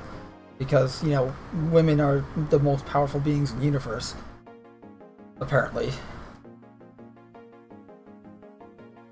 You know, if you're writing you're writing a new story. You know, if you're doing like a fictional version of World War II, right? That's fine. This isn't a fictional. Like first off, your advertising says like World War II sim or shooter or whatever it is, or historically accurate or whatever it is, and it's a load of bullshit. For starters, in the game, they don't even call the Nazis Nazis. They call them elites.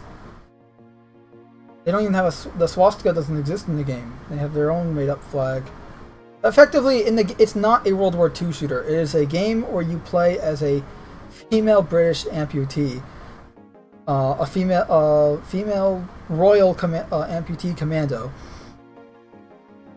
fighting angry Germans. Which, by that description, actually sounds pretty humorous, but in practice is not.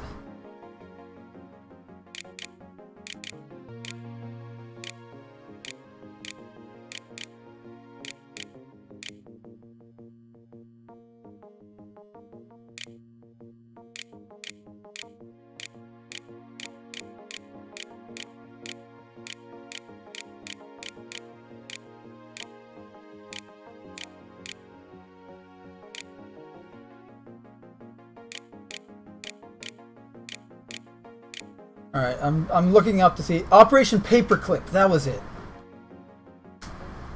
Operation Paperclip. I think that was it. You know, before I just start spouting out random words, let me by the way, I'm a huge World War II nut, so that's why I'm confusing different stories, because I know of a lot of different stories, and because these two stories are very similar, I'm confusing them. Let's see.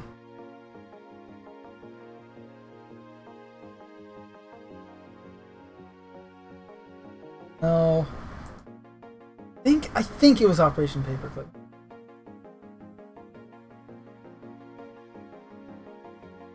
I think so.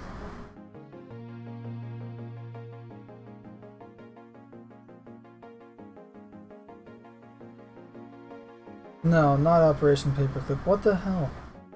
Google, you fucking suck. Pardon my French, but damn it. No, Operation Paperclip is... Okay, now I'm definitely confusing things, because Operation Paperclip is a completely different thing relating to,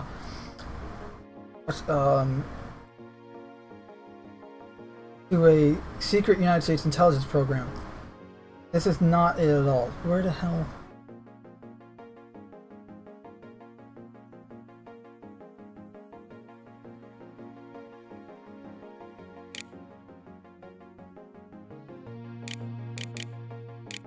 If someone's watching, whether you're catching this live or watching this on the YouTube rerun, let me know in the comment section, please. Like, I'm sure you guys, like, someone's got to know what I'm talking about.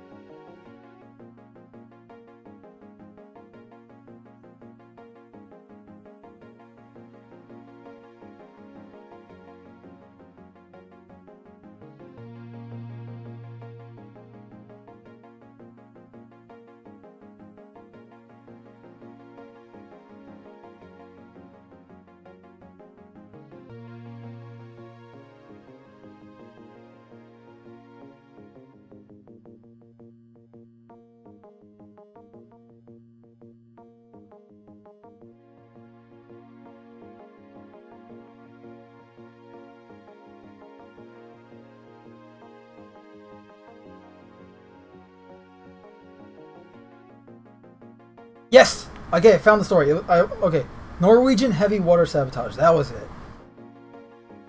Yep, it was a Allied-led efforts to halt German heavy water production via hydroelectric plants in Nazi Germany-occupied Norway during World War II, involving both Norwegian commandos and Allied bombing raids.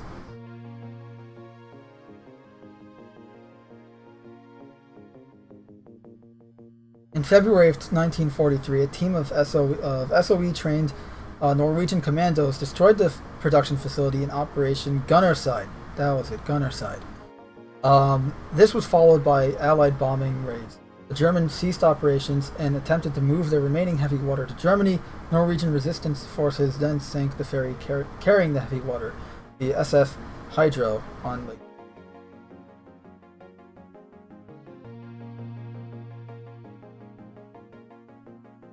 And so those 10 Norwegian commandos, that team, was replaced by one woman in that. And I was really pissed at that, because it's like you're replacing, like, those. It was a miracle that those guys were able to pull that off, and now you're doing it where, like, the fact that 10 guys versus, like, what should have been 30 guys were able to pull off that mission, and then here you have just a single woman being able to, godlike.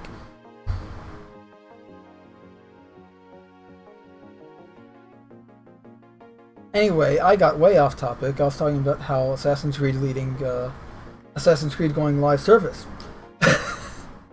I am sorry about that.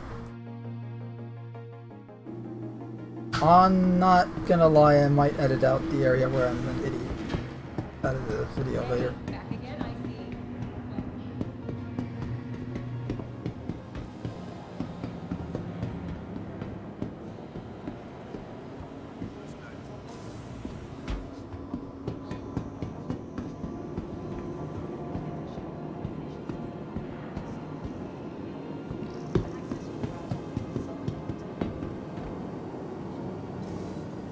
Oh well, it is what it is. We're all idiots at times.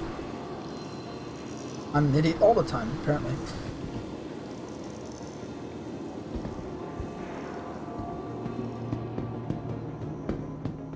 Time is it actually, because I do need to go soon. 11. We've been going for hours now.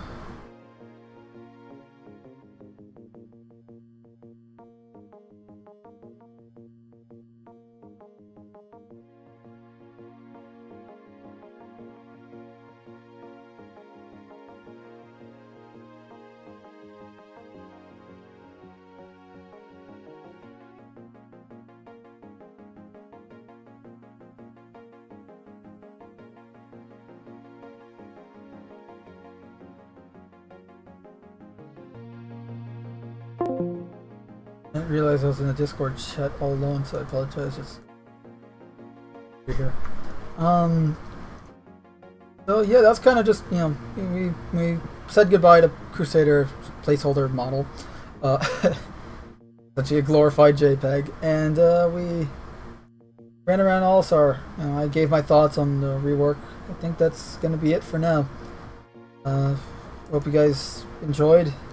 Definitely going to be doing more Star Citizen stuff in the future, especially later this month and in August with 3.14. But that's going to be it. At least that's going to be the Star Citizen stuff for it tonight. I might be doing some other play stuff here, depending on how I feel. If not, I will try to be on Wednesday, because for anyone that's new to the channel and even old and just doesn't know the schedule, I'm supposed to be doing a Twitch live stream every Monday night and Wednesday. So hopefully Wednesday night I'll be back doing some more something, whether it's Star Citizen or odds are it's going to be some more Halo. Because with the recent update, they have introduced the Halo Reach custom games browser, so now there's a shit ton of custom games going on. So I might be doing some Halo Reach. I'm thinking of doing some Batman, actually, because I picked up, for like 80 cents, I picked up the Batman Telltales game for PC. So I can play that now. I have never played it. I wanted to, but never did, especially when I learned that they're doing like episodic, like chapter type stuff, and so essentially you have to buy each story for the game separately, so I figured I'd wait until it's done. Obviously, you know, Telltales is no longer in existence, so its game's done. So I picked it up, and I might do some Batman Telltales. What do you guys think? You guys know I'm a huge Batman fan, so Might even do some more Arkham City stuff if my controller working. But that's the thing. Before I do any more live streaming, I have to get a new keyboard and micro USB wire, so I can have a functional means of control over the game. But yeah, that's gonna be it for now. I hope you guys enjoyed. If you want to, support the channel on Twitch here, you can always give it a follow, or you can subscribe, because I am monetized now, so you can subscribe to the channel. And I'm still really trying to figure out what the hell subscribing does. So, there's that. But you can subscribe and help me out a bit more on Twitch. And, if you want to help support me in a more personal way, and if you're watching this on YouTube, you can share the video, give it a thumbs up, and subscribe, stuff. If you want to support me in a more personal way, though, I have a Teespring store where I design and make my own merch there through Teespring. And you can get a cool T-shirt that says "I am handicapped, I'm a gamer," or something silly along those lines. If you're watching this on, actually here, I can do this real quick. I'm gonna make your lives easier. Voila. So if you're on YouTube, you're on my YouTube channel, just go to any random video, because it's always in the description. It's there. You got the PayPal if you just want to donate random money. Super nice. There you go. Send. Find it to send. Oh well. I also have an eBay store if you want to just check out artwork that I design and print myself and then ship myself here. I don't ship myself. Ship the artwork myself. That's my own grammar there. I got an eBay store. I see the Teespring store here. It's not gonna. And I got a Discord server if you want to join and just hang out with me. A Teespring store as that loads. Got my Star Citizen organization. If you want to join me and friends in Star Citizen. I need to update this page completely. It's completely out of date. Visually out of date. Still has all the information you need. But essentially, I have a Star Citizen org. If you want to play with us in Star Citizen, there you go. Also, a link to Cast in the Shadows for the podcast episode, which there. But yeah, here's the Teespring store. Whatever loads. Yeah, don't use Teespring on Chrome. It's super slow. But, yeah. Very slow.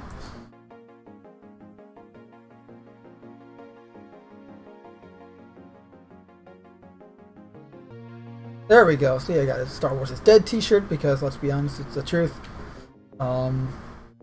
Got t-shirts and merch with my logo on it. Got my ever iconic handicap sign here. And I got some other stuff, so hold on a sec.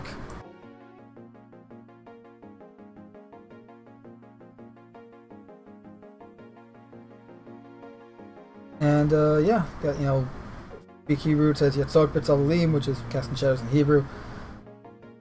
Crotch shot for, let's be honest, we've all shot someone in the crotch, both in real life and in game. As well as what the frick frack snick snack paddywhack, give a dog a bone kind of bullshit is this t-shirt. And our newer entry, the internet. Use it for more than kitten pictures and porn. Come on.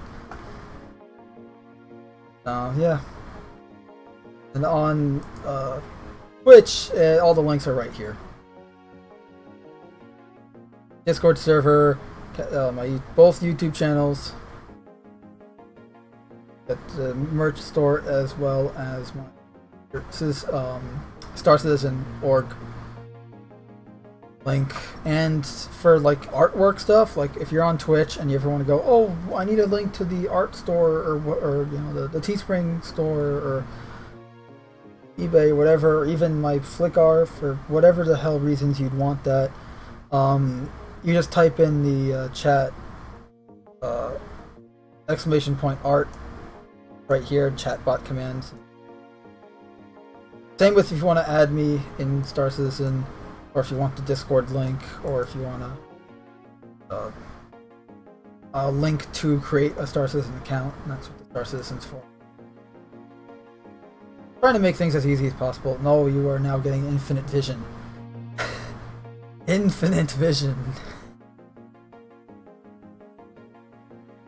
Yeah, it's like parallel timelines.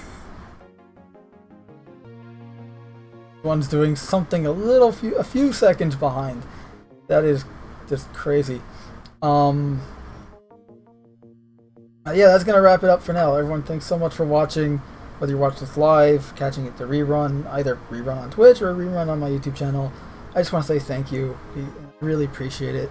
And if you got this far into the video, then you're a real trooper. But I just want to say thank you. Clearly, you're putting up with me for some reason, so that deserves thanks enough. And yeah, that's gonna be it for now. I hope you enjoyed, and hope to see you in future videos and live streams, and hope you guys are as passionate about Star Citizen as I am. I love the hell out of this game. Until next time, this has been Mando Merc. Remember to treat others how you want to be treated. Take care.